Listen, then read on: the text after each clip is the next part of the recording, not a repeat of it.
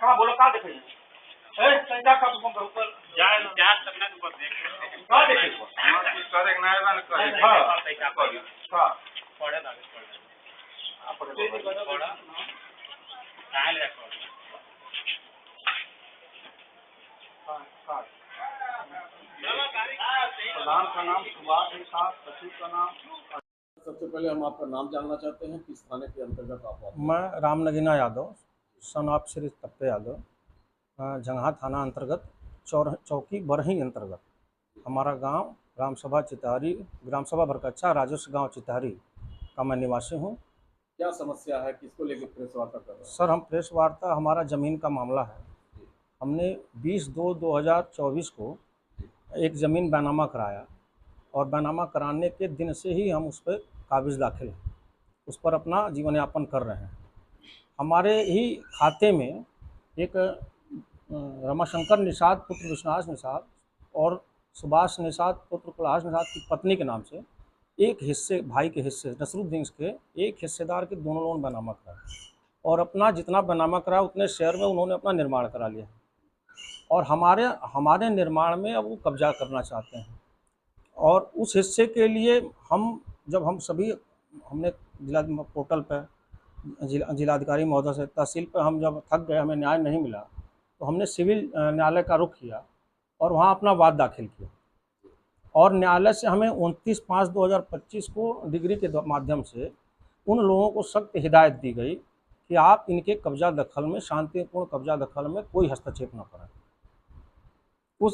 और इसकी कापी मैंने आप लोगों के समक्ष सबको उपलब्ध करा दिया है। कितनी जमीन है? ये हमने 10.5 डिसमिल जमीन बैनामा कराया। उनके पिता जिससे फकरुद्दीन नाम के व्यक्ति से बैनामा कराया, अब क्या दिक्कत है? उनके अब हमारी ज़मीन जब वो कब्जा नहीं कर पाया तो हमें धमकी दे रहा है बार बार कि आप हमें यह ज़मीन बैनामा कर दीजिए, नहीं तो आपकी हत्या करवा देंगे। जिस संबंध में मैंने प्रार्थना पत्र देकर माननीय मुख्यमंत्री, आदरणीय मुख्यमंत्री जी को, आदरणीय जिलाधिकारी महोदय जी को, आदरणीय वरिष्ठ पुलिस अधीक्षक महोदय जी को रजिस्ट्री डाक के माध्यम से, क्योंकि मेरे ऊपर खतरा बना हुआ है, ये लोग बार बार धमकी दे रहे हैं, तो मेरे आने जाने में मुझे थोड़ा भय लग रहा है। तो रजिस्ट्री के माध्यम से मैंने अपना कई बार प्रार्थना पत्र के माध्यम से अपनी बात उन तक पहुँचाने का प्रयास किया। तो ये बताइए, जो लोग धमकी दे रहे हैं कौन है, कहाँ रहते हैं? ये रमाशंकर निषाद और ये सुभाष निषाद, ये ज़मीन खरीद फरोख्त का काम करते हैं, प्रॉपर्टी डीलिंग का काम करते हैं।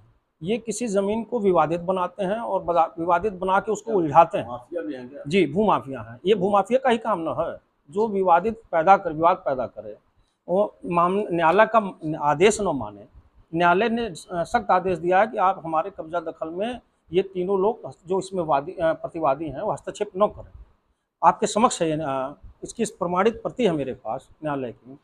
अब ये जब उसमें फेल हो गए तो हमको धमकी दे रहे हैं, तो ये भूमाफिया का ही काम है ना। क्या चाहते हैं? हम चाहते हैं कि आप लोगों के माध्यम से हमारी बात, हमने आदरणीय जिलाधिकारी जी के विषय में सुना है, आदरणीय वरिष्ठ पुलिस अधीक्षक जी के विषय में सुना है कि ईमानदार लोग हैं। माननीय मुख्यमंत्री जी तक हमारी बात हम नहीं पहुंचा पा रहे हैं, चाहे नहीं पहुंच पा रही है। हमने कई बार पोर्टल पर इसको दर्ज कराया, जिसका प्रमाण आपके सामने है। तो अगर हमारी बात नहीं पहुंच पा रही है तो आप आदरणीय माननीय मुख्यमंत्री जी तक, आदरणीय जिलाधिकारी महोदय तक और आदरणीय वरिष्ठ पुलिस अधीक्षक तक पहुँचा दें किसी तरीके से, ताकि हमको न्याय मिल सके, इन भूमाफियाओं के खिलाफ कार्रवाई हो सके। स्थानीय पुलिस का क्या रोल है? आप स्थानीय पुलिस के यहाँ हम एप्लीकेशन देते हैं, जाते हैं, तो अब उसके खिलाफ जैसे जब हमारे संकट आता है, जब भी हमारे पाया, तो हमने वरिष्ठ अधिकारियों से मोबाइल से संपर्क किया, तो हमें रिस्पांस तो मिला। जब हम बात करते हैं जिलाधिकारी महोदय से, वरिष्ठ पुलिस जो वर्तमान जब होता है, कप्तान जी जो रहते हैं, सीओ साहब रहते हैं, तो हमें पुलिस जाती है, उस काम को रोक देती है। लेकिन आपके सामने हमने वीडियो में एविडेंस आपको दिया कि धमकी देने का, और वो धमकी दे रहा है हमें जान से मारने का, जिसका वीडियो साक्ष्य आपको हमने अपने घर में, हमारी संख्या 1 है, इनकी बाहुलता है, इनका बहुत बड़ा परिवार है, ये 50 परिवार हैं। किसी एक से होता तो ये पूरा हमारा घर घेर लेते हैं, जिससे हमारी ये 50 एक तरफ कहेंगे तो इनकी बात ऐसा मानी न जाए, इसलिए हमने अपने घर के चारों तरफ सीसी कैमरा लगवाया हो, और ये जब भी आते हैं तो हमारे सीसी कैमरे में इनकी बातें रिकॉर्ड होती हैं, और वो रिकॉर्ड मैं वीडियो के माध्यम से जब देता हूँ, हमारा जैसे मदद मांगता हूँ तो मदद मिलती है और रुक जाता है, कब्जा नहीं हो पाता है, लेकिन उसके खिलाफ कार्रवाई नहीं होती है।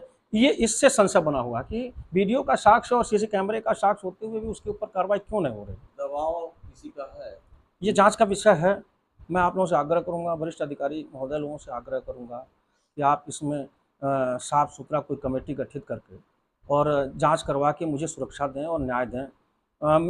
मैंने आप जिलाधिकारी महोदय जी के विषय में और कप्तान जी के विषय में बहुत सुना। मैं गया था जिलाधिकारी महोदय जी के ऑफिस में 2 बार, तो उनसे संयोगवश मुलाकात नहीं। जब भी मैं गया तो एडीएम साहब बैठे थे, नाम तो नहीं बताया गया एडीएम साहब कौन है।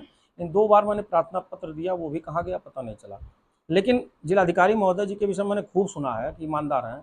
मैं फिर प्रयास करूंगा कि छुट्टी के बाद उनसे मुलाकात करूं, लेकिन आप लोगों के माध्यम से तत्काल, ताकि मेरे साथ कोई हादसा ना हो पाए, मेरे परिवार के साथ कोई हादसा ना हो पाए, क्योंकि ये आदमी बार बार धमकी दे रहा है।